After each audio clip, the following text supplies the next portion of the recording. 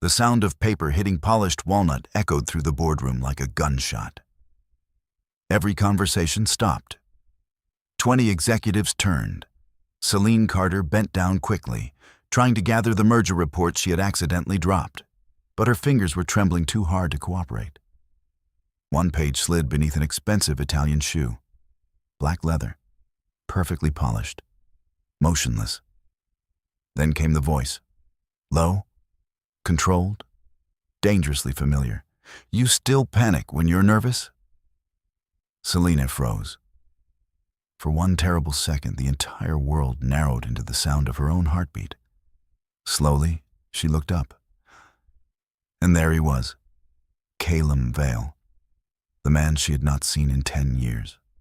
The man she once left standing in the rain outside a Boston subway station with heartbreak written all over his face.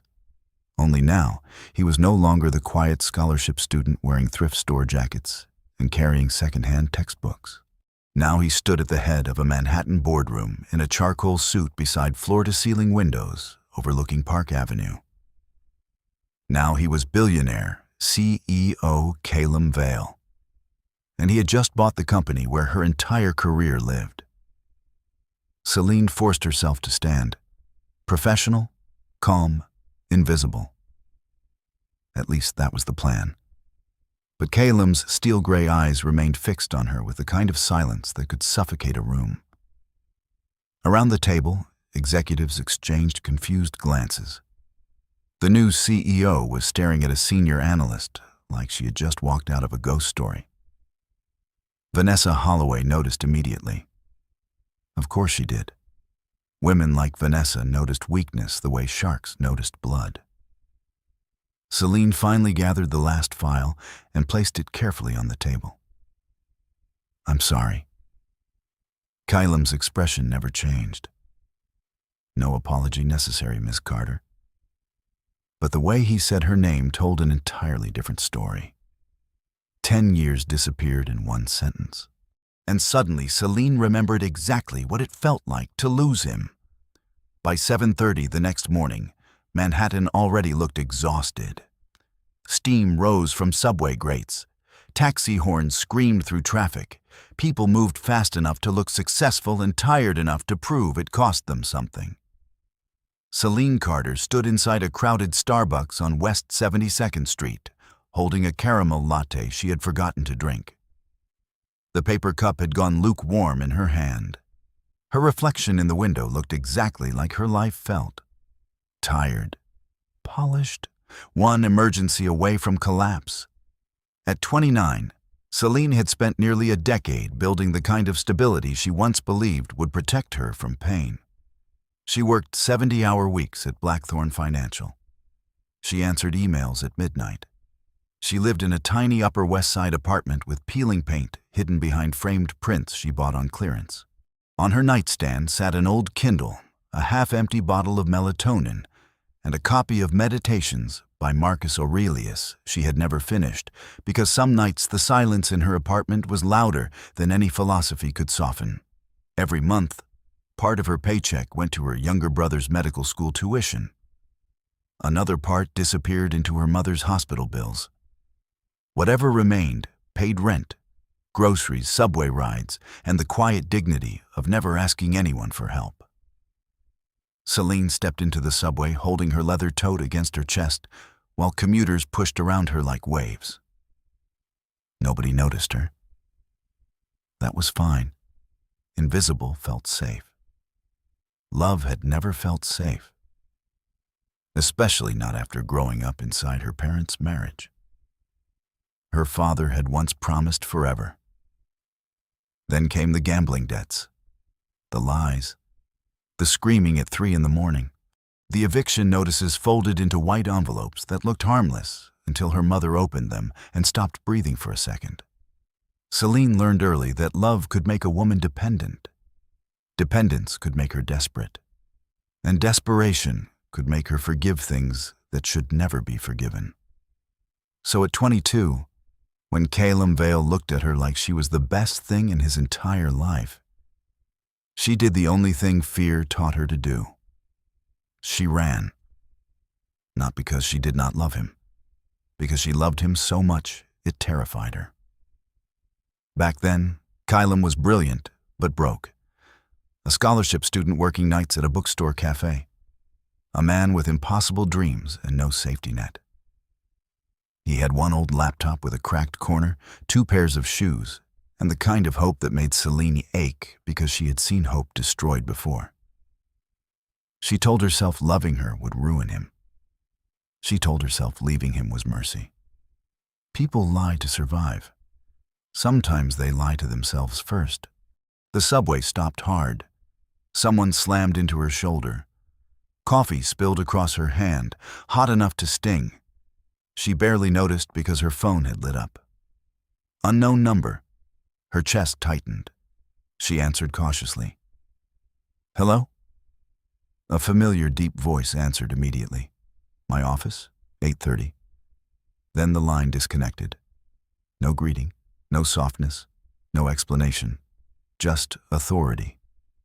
Selene stared at the dark screen while the train rattled beneath Manhattan. 10 years later, and Caelum Vale still had the power to make her hands shake. Pattern interrupt. Before she could put the phone away, a memory hit her so sharply she almost missed her stop.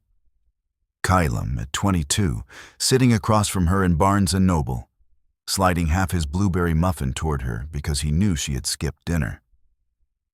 Caelum smiling when he thought she was not looking. Caelum saying someday like it was not a dream, but an appointment he intended to keep. The train doors opened. Selene stepped out into the rush of commuters. Her hands still burned from spilled coffee. Her chest burned worse. By the time she reached Blackthorn Financial, she had repaired her face. That was one of her talents. She could make heartbreak look like professionalism. She could make panic look like focus. She could make exhaustion look like ambition. The lobby glittered with glass and steel. A security guard nodded. She nodded back. The elevator doors reflected her black dress, low bun, minimal makeup, and the slight shadow beneath her eyes that concealer could no longer hide. At the 26th floor, 2 analysts entered beside her, whispering loudly enough to be heard. "Did you see the new CEO yesterday?" One said.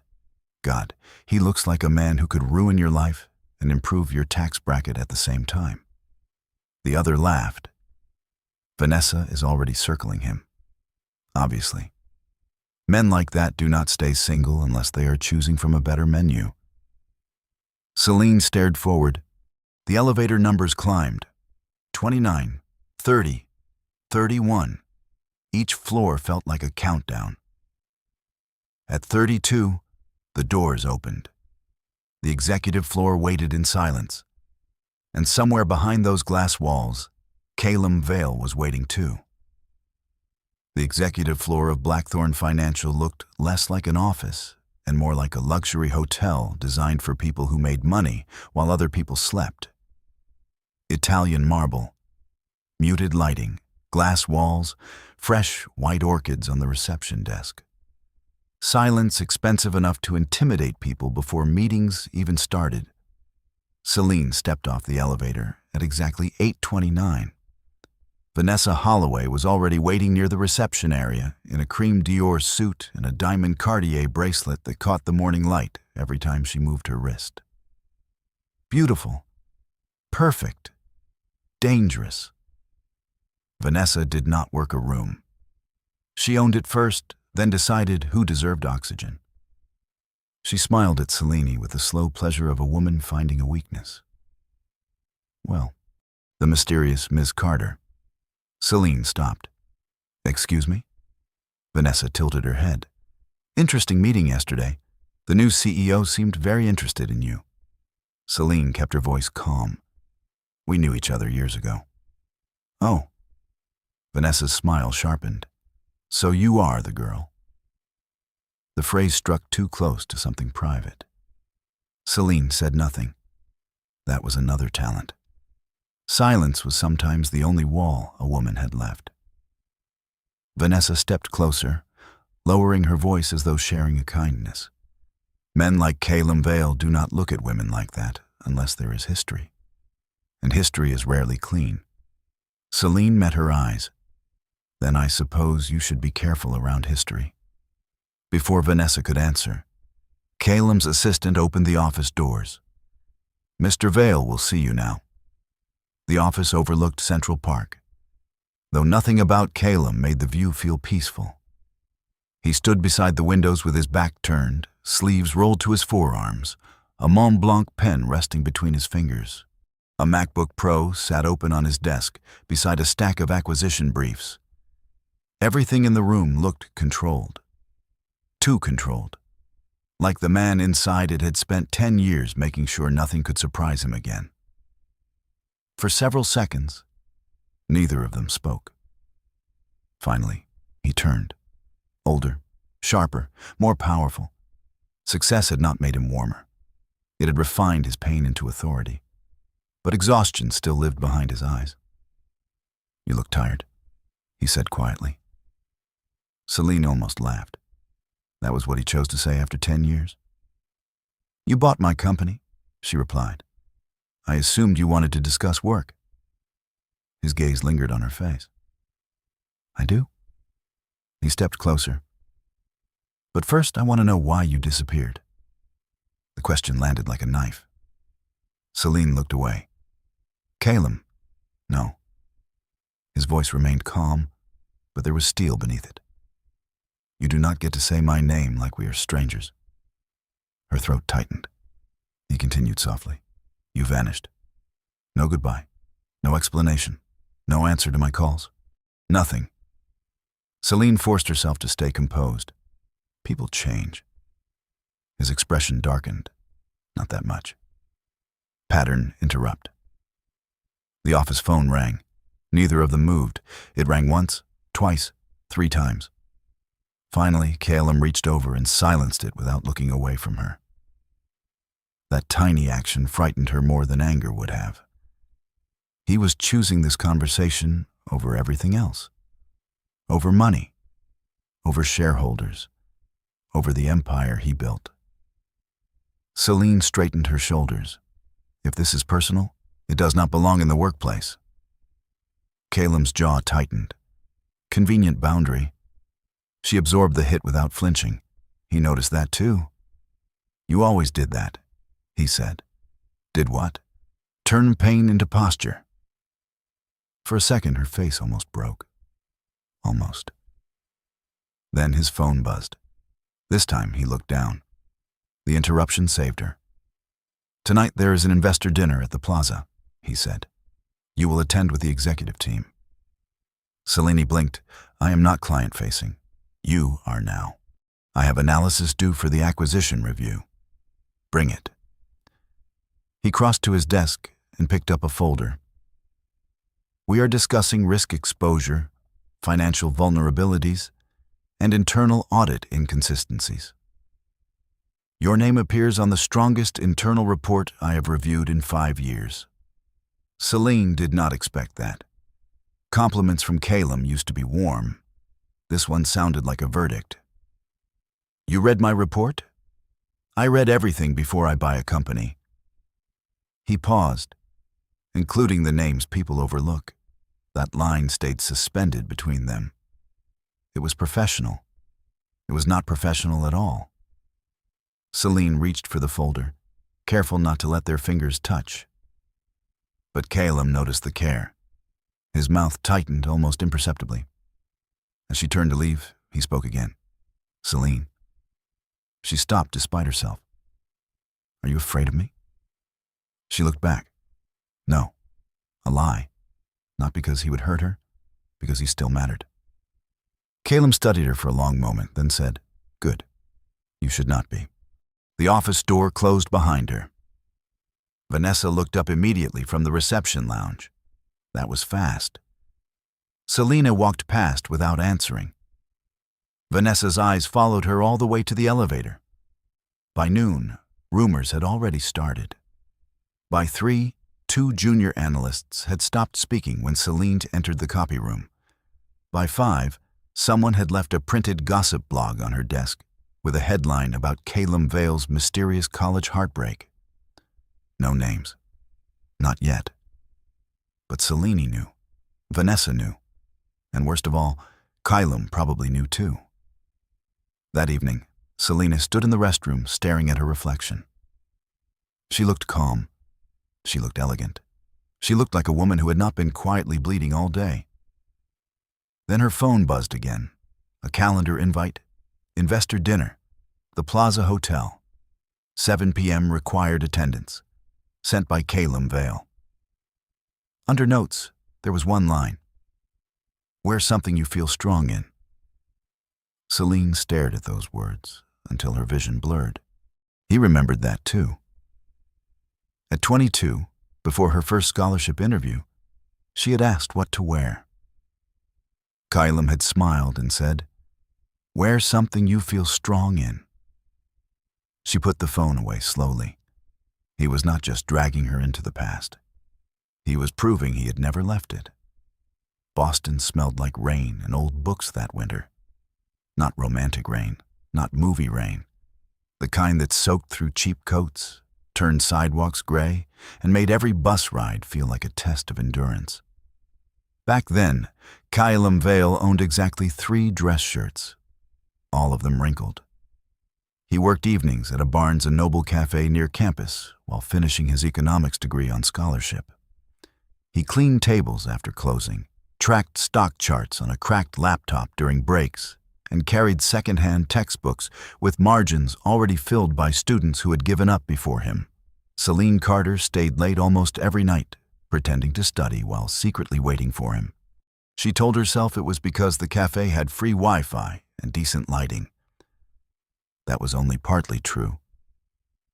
Mostly, she liked watching Caelum concentrate. He had this habit of pressing his knuckle against his mouth when solving problems, as if physically holding back all the thoughts moving too fast inside his head. Those nights were simple. Cheap coffee, shared muffins, second-hand dreams.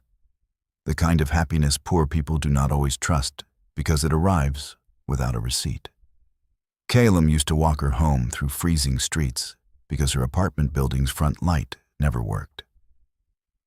He never made a big show of it. He simply packed his books when she packed hers and followed her out into the cold like it had already been decided. One night, while snow fell quietly around them, he stopped beneath a broken street lamp and looked at her with nervous determination. "When I make it someday." Selene smiled. "Someday." He laughed softly. "Okay. When I make it." He stepped closer, cheeks red from cold, eyes bright with impossible certainty. "I'm going to buy you a place where you never have to be afraid again." That should have sounded ridiculous. Instead, it made her chest ache. Because she believed him. That was the dangerous part. Caelum never made promises lightly. He did not talk like other boys talked. He did not flatter to impress. He noticed. He remembered. He listened. When Selene said she hated lilies because they smelled like funeral homes, he never brought lilies. When she mentioned her mother liked peach tea, he bought a box and left it in her apartment mailbox with no note. When her father missed rent again, Caelum did not ask humiliating questions. He just showed up with groceries and said the store had a 2-for-1 sale. Selene loved him before she admitted it. And once she admitted it, fear came right behind. Pattern interrupt. 3 months later, everything collapsed because of a drawer that should have stayed closed. Selene came home early from class and heard her parents arguing in the kitchen. Her father's voice was low, frantic. Her mother's voice had that broken edge Selene recognized from eviction nights. She stepped into the hallway and froze when she heard one word. Foundation, then another. Transfer, then Caelum's name. Selene waited until the apartment was empty. Then she went into her father's desk. Inside the bottom drawer, beneath old tax documents and racing slips, she found printed financial records. Scholarship funds, illegal transfers, donation accounts, a foundation connected to the donors paying Caelum's tuition. Her hands went cold as she read every page. Her father had stolen from the very system keeping Caelum in school, not directly from Caelum's pocket, not in a way anyone outside finance would understand quickly, but close enough to poison everything. Close enough that if the story came out, Caelum's scholarship could be questioned. His name could be dragged into investigations. His future could become collateral damage in her family's disaster. Selene sat on the floor with the papers spread around her while the radiator hissed beside the window. She was 22 years old. Too young to carry that kind of decision. Old enough to know nobody else would carry it for her. She thought about telling Caelum. She imagined his face. Shock first, then anger, then pity. She could survive anger. She could not survive pity. Worse than that, she imagined him choosing her anyway. Caelum would have done it. He would have stayed. He would have fought. He would have ruined his clean future trying to save her from a family scandal she did not create. That was when fear whispered the cruelest idea she had ever believed. If you love him, leave before you become his burden. So she did. Rain hammered Boston streets the night she ended things. Caelum stood outside the subway station soaked through his jacket, holding 2 coffees because he had still believed it was an ordinary night. Selene looked at those cups and almost broke before saying a word. We need to stop seeing each other. Caelum's smile disappeared slowly. What? She forced herself to sound cold. This is not working. His brows drew together. Selene, what happened? Nothing happened. We are just not realistic. He stared at her like he was trying to translate a foreign language. Yesterday you said you loved me. Yesterday was yesterday. The rain ran down his face, or maybe it was something worse. She never knew. I do not believe you. Good. Then believe this. Her voice shook once, and she hated herself for it. Love does not pay rent, Caelum. Dreams do not buy groceries.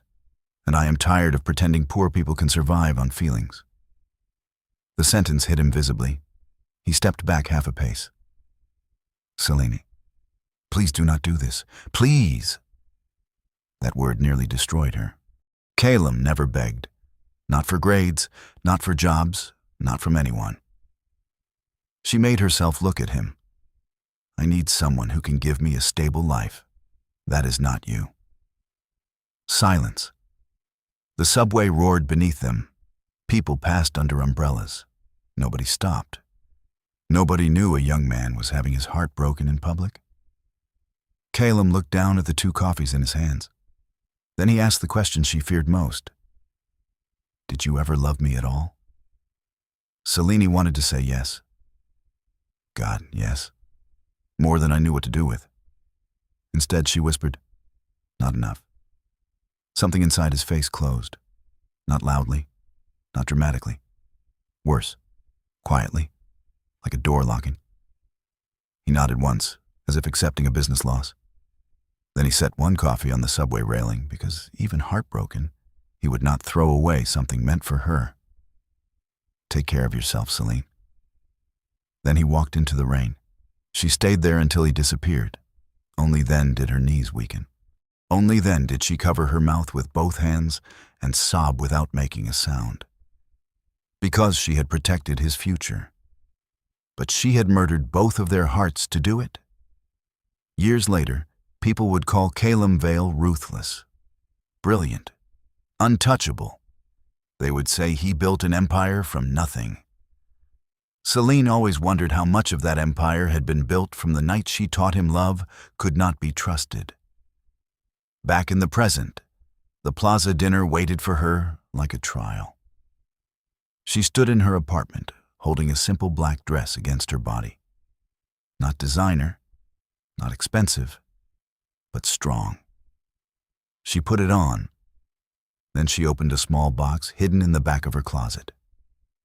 Inside was the old Barnes & Noble receipt from their first unofficial date. 10 years old. Faded, almost blank. She touched it once, then closed the box quickly, like memory itself could burn. The Plaza Hotel glowed like old money and carefully hidden corruption. Crystal chandeliers reflected against champagne glasses. White tablecloths fell perfectly over polished floors. Men in custom suits laughed softly beside women wearing diamonds large enough to look inherited, even when they were not. Selene arrived at 7 precisely and immediately understood Vanessa's strategy. This was not dinner. It was theater. And Selene had been cast as the woman who did not belong. Vanessa stood near the private dining entrance in silver silk, greeting investors with air kisses and practiced warmth. When she saw Selene, her eyes moved down the simple black dress, paused at the modest heels, then returned to her face. Oh, minimalist, how brave. A few people nearby laughed quietly. Selene smiled politely. It travels well on the subway. The laugh died faster than Vanessa expected. Pattern interrupt. Caelum appeared behind them. He had entered so silently, even Vanessa startled. Selene did not. Somehow she had always sensed him before she saw him. He looked at Vanessa first, then at Selene. You came. Selene held his gaze. You required attendance. Something almost like amusement touched his mouth and then vanished. Dinner began 15 minutes later inside a private room overlooking Fifth Avenue. The table seated 12 investors, legal counsel, senior executives. Vanessa placed Selene near the center, not as an honor, but as exposure. A spotlight can illuminate. It can also interrogate. For the first course, conversation remained financial, market conditions, risk exposure, acquisition timelines. Caelum spoke little, but when he did, the room shifted around him. He did not need volume. Power rarely does. Selene answered when asked, carefully and clearly. She knew the numbers better than anyone at the table because she had lived inside them for months. She noticed patterns others missed: missing vendor documentation, inconsistent internal approvals, a suspicious delay in the third quarter audit. She had reported all of it and been politely ignored. Until Caelum bought the company. Then Vanessa leaned back, wineglass in hand. So tell us, Selene, where did you study again? Selene felt the trap. Boston State. Vanessa's smile widened. Not exactly Ivy League. One investor smirked. Selene reached for her water calmly. No. But the education still worked. A brief pause. Then one older investor chuckled under his breath. Sharp answer. Vanessa's eyes cooled. She had expected embarrassment, not restraint. The second course arrived. Seared scallops, truffle risotto. Expensive food nobody truly tasted because everyone at that table was consuming status instead. Vanessa tried again. It must be intimidating, joining executive conversations so suddenly. Most analysts wait years for that kind of visibility. Selene cut a small piece of scallop. Visibility is only useful if the work behind it can survive scrutiny. Caelum looked at her then. Not obviously, just enough. She felt it. Vanessa did too. The smile disappeared from her face for half a second. Then came the real attack. It is impressive, really, Vanessa said, voice sweet enough to poison tea. Women work for years trying to gain executive attention. Somehow you managed it overnight. Silence. The implication settled across the table like spilled ink. Selene slowly lowered her fork. Every eye turned toward her, waiting, judging. Some curious, some entertained, some relieved it was not happening to them. This was the kind of public humiliation women remembered in their bodies. The air changed. Her heart beat once, hard, but she did not look down. She did not plead. She did not explain herself to people already eager to misunderstand. She folded her hands in her lap and looked directly at Vanessa. If you have a specific accusation, make it clearly. The room went still. Vanessa's smile flickered. I was only complimenting you. No, Selene said evenly. You were only hiding. A tiny sound escaped one investor. Half cough, half laugh. Vanessa's cheeks colored. Caelum finally set down his glass. The soft click silenced everyone. Ms. Carter saved this company's audit 6 months ago. His voice was calm, deadly. If she had not uncovered reporting discrepancies, Blackthorne would currently be preparing for an SEC inquiry instead of an acquisition. Every face changed. Investors turned toward Selene with new attention. Vanessa stared at Caelum, betrayed by his intervention. One board member leaned forward. You identified the discrepancy alone? Selene answered carefully. I identified the pattern. Compliance chose not to escalate it. Caelum's gaze moved across the table. That will be reviewed. 2 executives stiffened. Vanessa tried to recover. Surely many people contributed to that review. Caelum looked at her. I read the report. Her name was the only one attached to the relevant findings. He paused. Some people do the work. Others wait near chandeliers hoping to be mistaken for value. The sentence landed like a slap wrapped in silk. Vanessa went pale. Selene should have felt triumph. Instead, she felt exposed in a different way. Because Caelum had not simply defended her. He had studied her work. He had known exactly what she had done, exactly where she had been ignored, exactly how to restore dignity without making her beg for it. That hurt more than cruelty. After dinner, guests moved into the lounge for coffee and private conversations. Selene stepped onto a quiet balcony just beyond the French doors, desperate for air. Manhattan glittered below. Cold, beautiful, indifferent. She gripped the stone railing and let herself breathe. Behind her, the door opened. She did not need to turn. You should go back inside, she said. Caelum came to stand beside her. You should stop telling me what I should do. Selene gave a tired laugh. You used to like that. I used to like a lot of things that hurt me. The sentence cut through the night. She looked at him then. Caelum, thank you. For what? You know what? His eyes remained on the city. No, I want to hear you say it. She swallowed. For protecting me. He turned toward her slowly. I did not protect you. I corrected a lie. There is a difference. For a moment, she had no answer.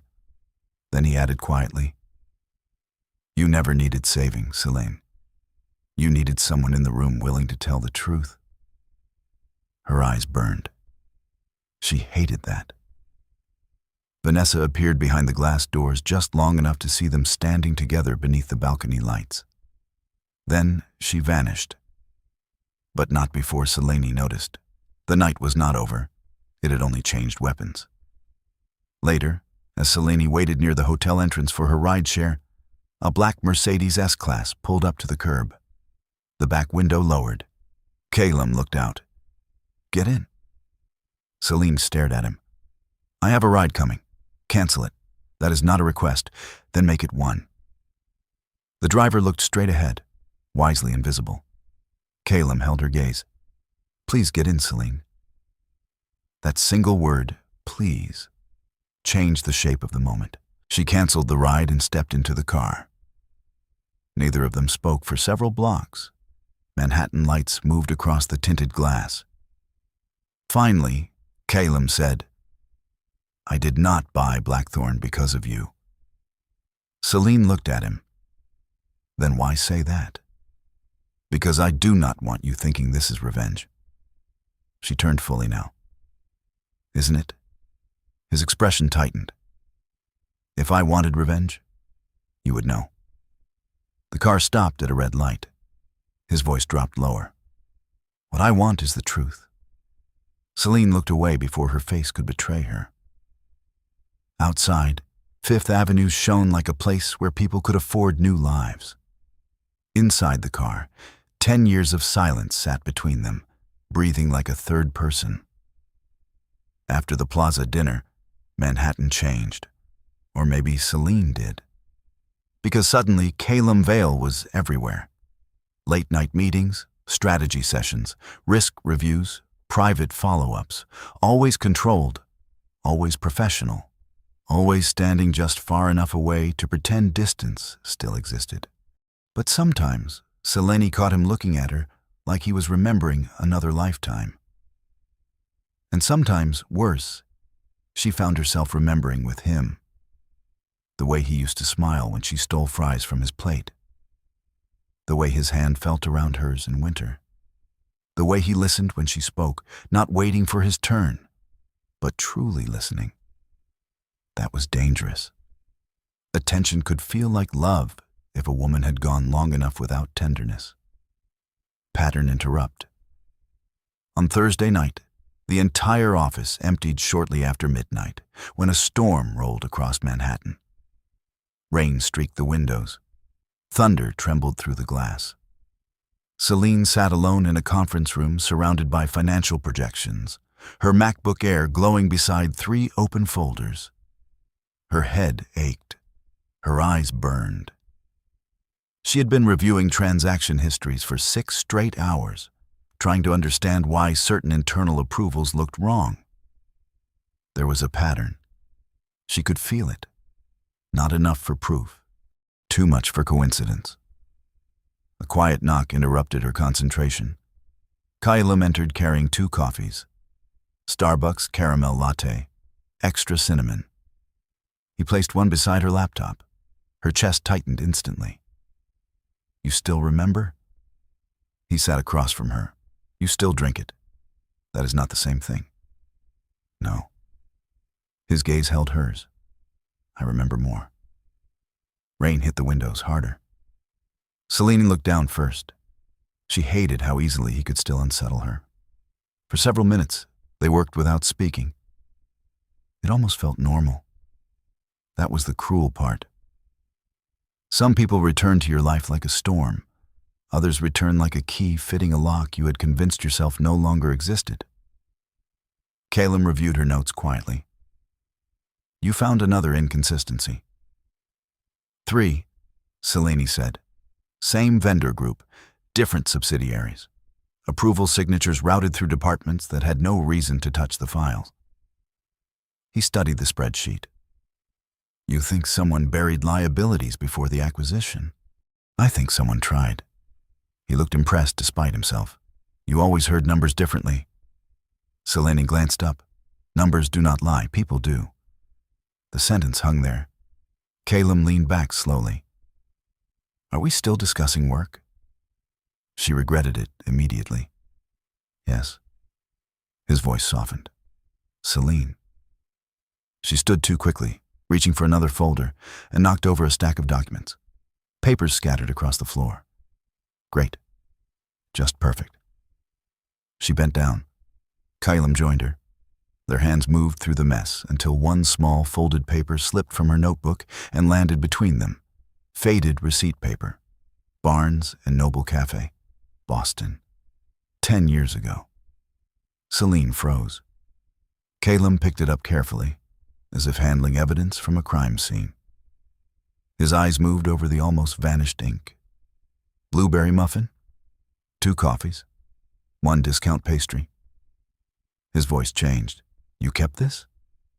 Selene reached for it. "It means nothing." He did not let go. People do not keep nothing for 10 years. She tried again, but his hand closed gently around her wrist. Not hard, never hard. Just enough to stop her from running.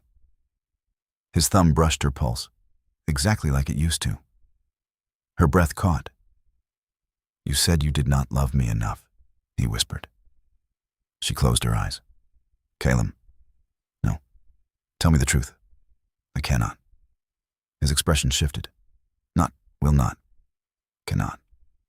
Selene pulled her hand away slowly. You should not ask questions you're not ready to hate the answers to. He stood too. I hated the silence more. That broke something in her. She looked at him, really looked at him, and saw not just the billionaire CEO or the man with a reputation for destroying failing companies. She saw the 22-year-old boy standing in the rain holding 2 coffees, the one she left bleeding because she thought pain was cleaner than scandal. I thought I was doing the right thing, she said so softly he almost missed it. Caelum went still. What right thing? Before she could answer, the conference room door opened. Vanessa stood there in a white coat, holding her phone. Her eyes moved from Selene to Caelum to the receipt in his hand. Well, she smiled slowly. I hope I am not interrupting anything important. Selene's blood turned cold. Caelum folded the receipt and placed it back on the table without shame. You are. Vanessa's smile stiffened. The legal team is looking for you. Urgent matter. Caelum did not move. Tell them I will call in 5 minutes. Vanessa lingered 1 second too long, then left. The door closed. Selene exhaled. She saw it. Caelum said, "Let her. You do not understand what women like her do with things they see. Then explain it to me." Selene's voice lowered. They turned tenderness into evidence. For the first time that night, Caelum looked genuinely tired. Is that what you think this is? Tenderness? She looked away. I think it would be safer if it was not. 2 nights later, Caelum invited her to his penthouse for a private work session with the forensic team. Selene almost declined. Then the suspicious vendor files pulled her back in. The penthouse overlooked Central Park from so high above the city that Manhattan looked less like a place and more like a kingdom of lights. Everything was beautiful. Too beautiful. A glass cage disguised as success. Caelum's dining table had been converted into a war room. Laptops, printed contracts, legal binders, stock market tickers moving silently across a wall-mounted screen. They worked until nearly 2 in the morning. 1 investigator left, then another. Finally, only Selene and Caelum remained. She stepped onto the balcony for air. He followed. The city stretched beneath them. For a while, neither spoke. Then Caelum asked the question she had been avoiding since the day he returned. Did you ever love me at all? Selene's throat tightened. You asked me that once. You lied once. Her eyes filled before she could stop them. Yes. The word came out broken.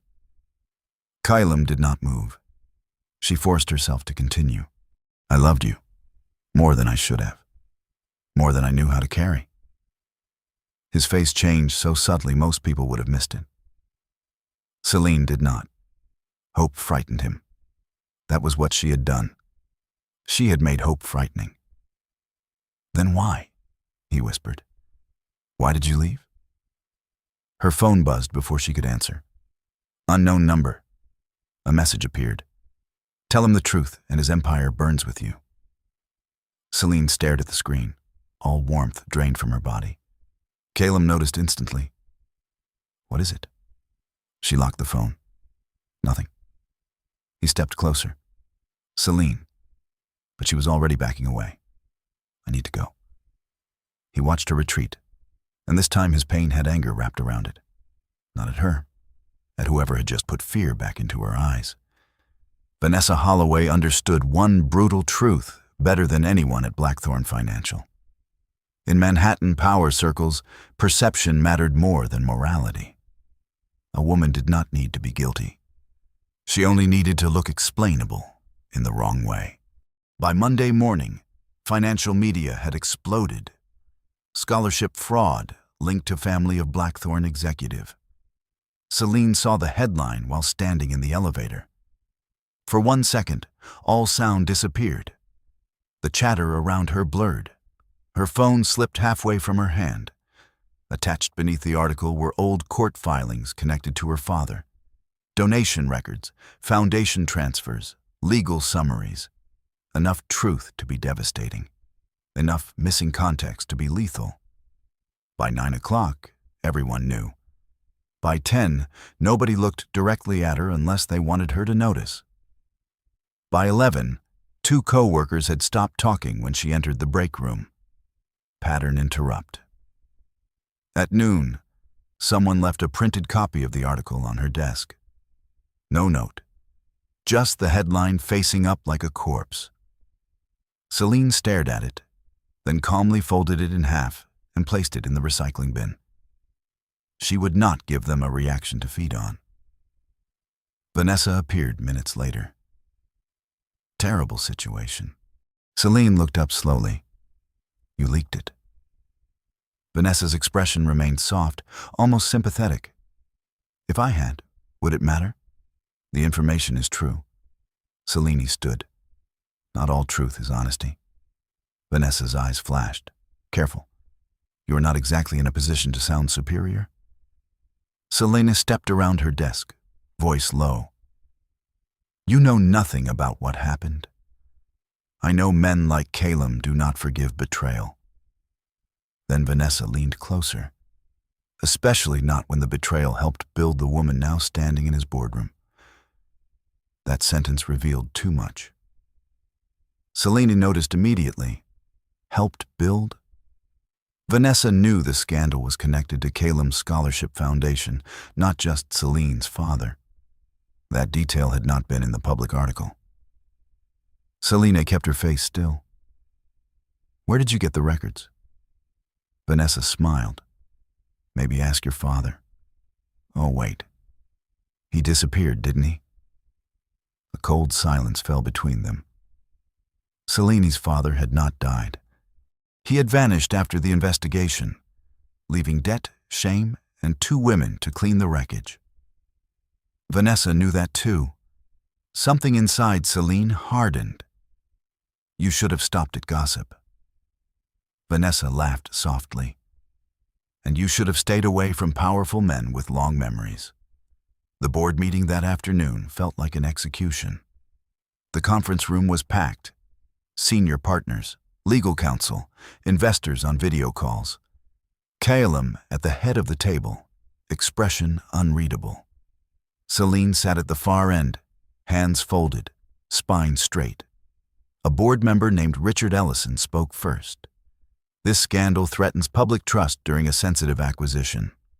Another added, her continued presence invites reputational risk. Reputational risk.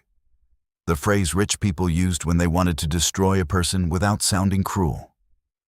Vanessa sat near the window, pretending concern. She had dressed in navy today. Serious, respectable, innocent. Caelum listened to everyone without interrupting. That was worse than shouting. His silence let people reveal themselves. Finally, Richard turned toward him. You cannot seriously keep her employed after this. Caelum lifted his eyes slowly. Why not? Because she lied about who she was. Selene felt something inside her snap quietly. Not weakness. Enough. No, she said. Every head turned. Her voice was steady. I did not lie about who I was. I withheld what my father did because I have spent 10 years trying not to let his crimes become my identity. The room froze. Caelum's face changed. Barely, but it changed. Selene continued. My father stole from scholarship-linked donation accounts connected to an educational foundation. One of those accounts supported students like Caelum. Vanessa's fingers tightened around her pen. Selene saw it. Caelum saw Selene seeing it. I found out when I was 22, Selene said. The same week I ended my relationship with him. Caelum stared at her, and for the first time since he returned, his control cracked visibly. What? She forced herself not to look away. I thought if the truth came out, your scholarship could be dragged into my family's investigation. I thought staying with me would put your future at risk. The room was silent now. Not polite silent, shocked silent. Selene swallowed. So I hurt you in a way that made you leave cleanly. Caelum's jaw tightened. Cleanly? His voice was almost a whisper. You call that clean? Pain moved through her eyes. No. I call it the worst thing I have ever done. Nobody spoke. Even Vanessa looked uncertain for the first time. Caelum stood slowly. The board members straightened instinctively. Meeting adjourned. Richard frowned. We have not reached a decision. Caelum looked at him. I have. Miss Carter remains employed. Any further discussion of her personal history will go through legal. Vanessa opened her mouth. Caelum turned to her before she could speak. And every person who accessed those sealed records will be identified. Vanessa went still. The meeting ended in a rush of chairs and whispered panic. Selene stayed seated because her legs did not feel entirely reliable. Caelum remained standing at the head of the table until the last person left.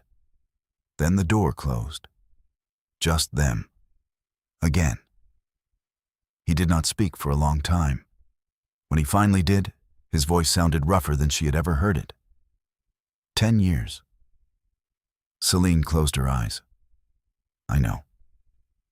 You let me believe I was not enough. The words hit harder than anger. She looked at him, tears threatening but not falling. I thought believing that would hurt less than watching your future burn because of me. He laughed once, humorless and broken. You do not get to decide what pain is better for someone else. I know that now. Do you? His voice rose for the first time. Because every time I get close to the truth, you run. Every time I ask, you choose silence for both of us. She absorbed it because he was right. Then her phone buzzed again on the table. Both of them looked down. Another unknown message. He protects you now. Let's see if he protects you when the SEC gets his name too. Caelum reached for the phone. This time Selene did not stop him. He read the message. His expression became terrifyingly still. Who sent the first one? Selene whispered. I do not know. Caelum looked toward the closed conference room door. I do. That night, he did not go home. He brought in private investigators, outside legal counsel, and one retired federal compliance officer who arrived carrying a battered briefcase and wearing the expression of a man who had seen rich criminals panic before. Selene worked beside them until dawn, not as a victim, as the analyst who understood the numbers. By 6 a.m, a pattern emerged. The leaked records were not the only crime. Someone had buried fraudulent acquisition liabilities inside the same vendor network Selene had been tracking. Insider trading, manipulated approvals, offshore transfers. Vanessa Holloway's assistant had accessed sealed personnel files 2 days before the leak. But the money trail went higher, much higher. Caelum stood behind Selene, reading the spreadsheet over her shoulder. She felt him go still. Vanessa did not just leak my past, Selene said quietly. No, Caelum replied. She used it to distract from her present. Selene turned to him. What are you going to do? His eyes were cold enough to cut glass. What I should have done 10 years ago. Protect the truth publicly. The Ritz-Carlton ballroom glittered as if wealth could purify anything it touched. Gold light spilled across marble floors. Champagne moved through the room on silver trays. A string quartet played softly near the windows, while Manhattan's most powerful investors gathered beneath chandeliers, pretending not to smell blood in the water. Everyone had heard rumors. About Selene, about Caelum, about the acquisition, about sealed records and federal interest. But in rooms like this, people did not ask direct questions. They watched. They calculated. They waited to see who would fall before choosing a side. Selene entered alone. That mattered. She wore a deep navy dress, simple and elegant, her hair pinned low at her neck. No diamonds, no armor, except posture. Conversations dipped as she passed. Some people looked away, others stared openly. Vanessa Holloway stood near the center of the ballroom in silver couture, laughing with two investors as though she had not spent the last week committing social arson. When she saw Selene, she smiled. Still standing? Selene stopped. Vanessa stepped closer, voice soft enough not to carry. You should have resigned quietly. Selene looked at her without fear. You should have hidden the money better. Vanessa's smile vanished. For the first time, real panic moved behind her eyes. Pattern interrupt. The music stopped. Not faded. Stopped. Every head turned toward the stage where Caelum Vale had stepped up to the microphone. He wore a black suit, no expression, and the kind of calm that made guilty people check exits. Good evening. His voice carried through the ballroom. Thank you for attending during what has been, by any measure, a complicated week. Soft laughter moved uncertainly through the room. Caelum looked out over the guests. Blackthorn's acquisition will move forward, but not under corruption, not under intimidation, and not under lies disguised as reputation management. Vanessa's face drained of color. Two men near the ballroom entrance adjusted their jackets. Federal agents. Selene saw them before most people did. Caelum continued. Several days ago, private records concerning one of our employees were illegally accessed and leaked to financial media. The intention was clear. Humiliate a woman publicly to distract from internal fraud privately. Murmurs erupted. Vanessa backed half a step. Caelum lifted one hand slightly, and the screens behind him lit up. Not with Selene's history.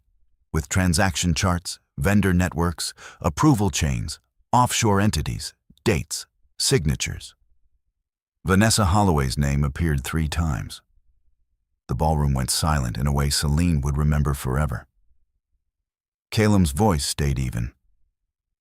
These documents have already been turned over to federal investigators. An investor whispered, My God. Vanessa tried to move toward the exit, but the 2 agents stepped forward. Ms. Holloway. Her breath caught, cameras turned, phones rose. The same social world Vanessa had weaponized now recorded her collapse.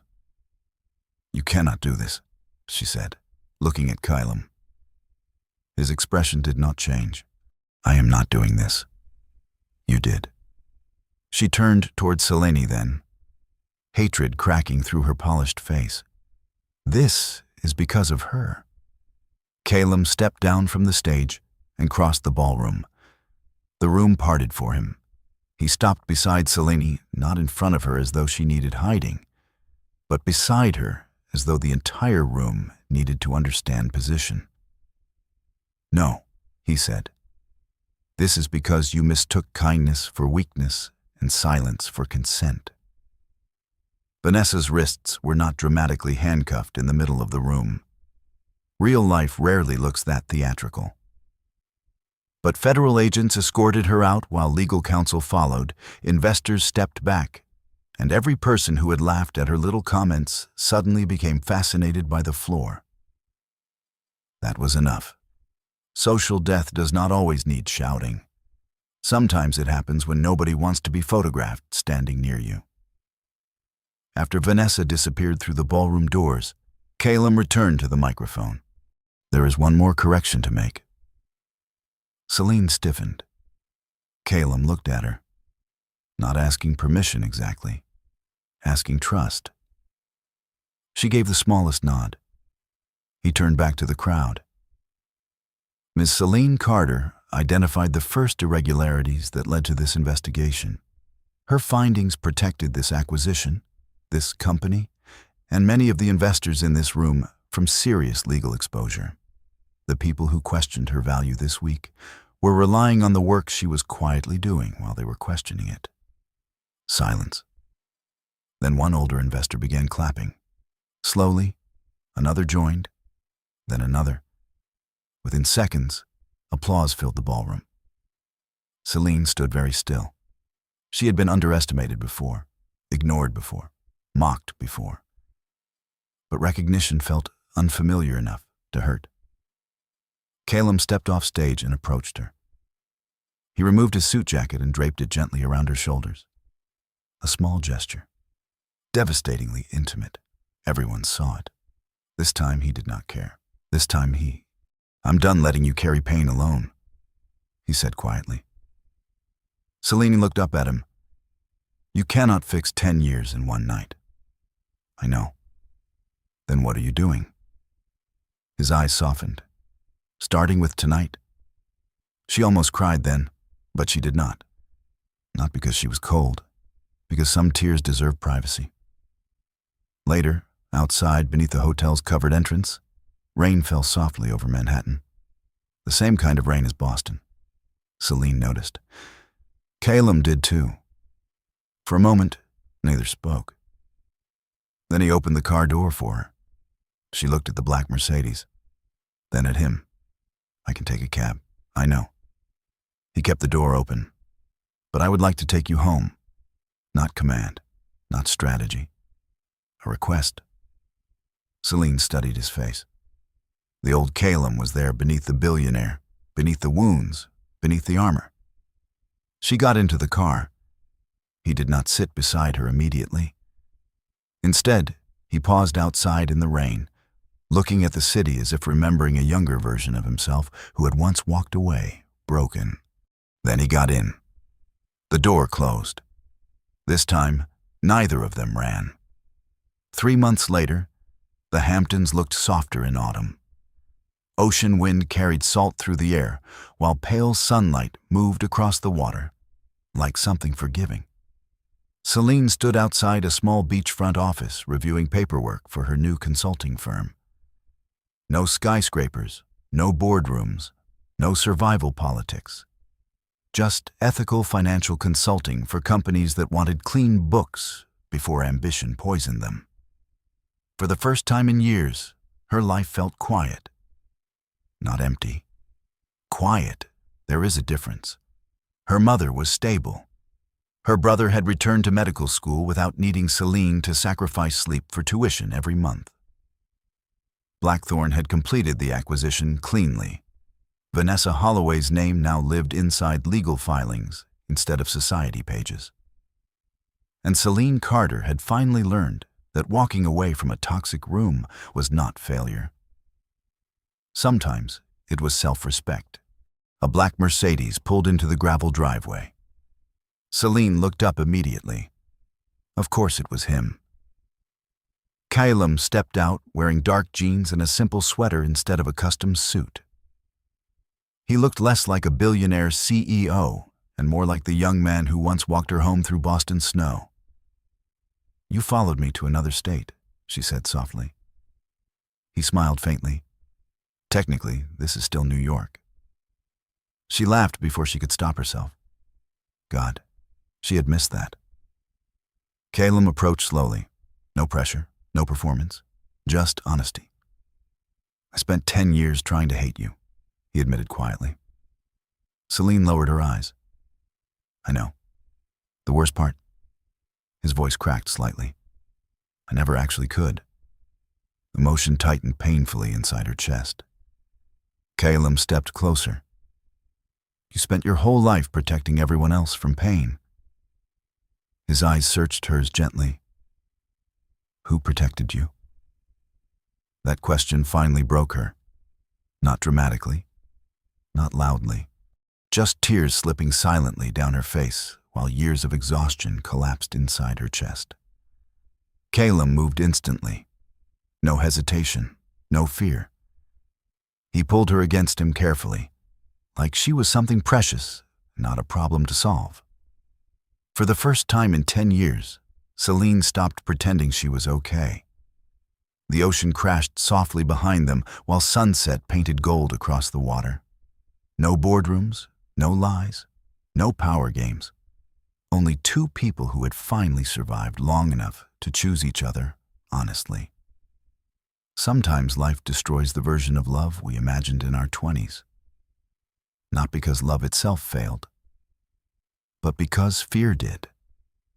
And sometimes the bravest thing a person can do is return after years of pain and trust someone enough to stay.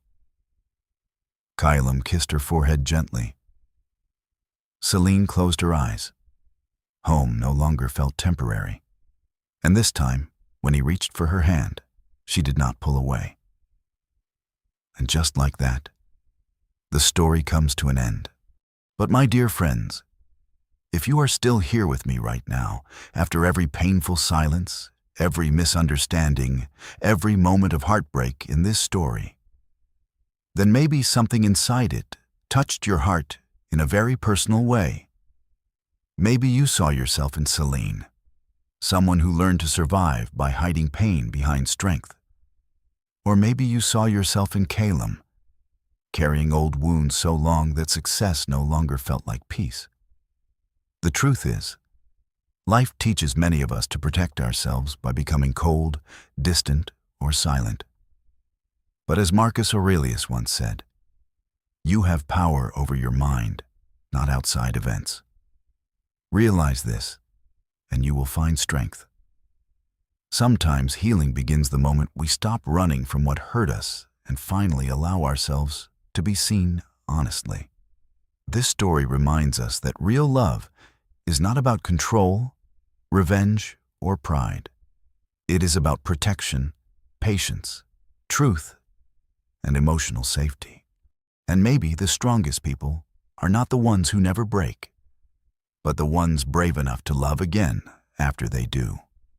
If this story stayed with you tonight, don't forget to like the video, share it with someone who may need this message, and subscribe to Love Drama Stories so we can continue bringing you stories that heal, comfort, and remind you that your heart is still worthy of love.